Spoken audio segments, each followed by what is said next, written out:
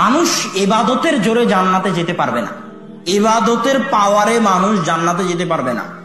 মানুষের জান্নাতে যাওয়ার একটাই পাওয়ার, সেটা হচ্ছে আল্লাহর সামনে নত হওয়া, আল্লাহর সামনে ছোট হওয়া। ইবনুল কাইয়িম রাহিমাহুল্লাহ লিখছেন, অনেক মানুষ ইবাদত করে জাহান্নামে যাবে, অনেক মানুষ গুনাহ করেও জান্নাতে যাবে। কেন?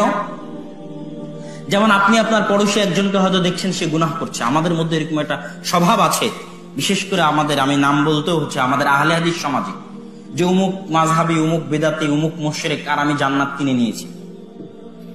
এই যে অপরকে ছোট করে নিজেকে বড় করে দেখা যায় জান্নাত আমার বাপের পৈতৃক সম্পত্তি, এটার কথা ইবনুল কাইয়িম রাহিমাহুল্লাহ বলছেন। বহু মানুষ আমল করে জাহান্নামে যাবে, আর গুনাহ করার পরেও বহু মানুষ জান্নাতে যাবে। কেন?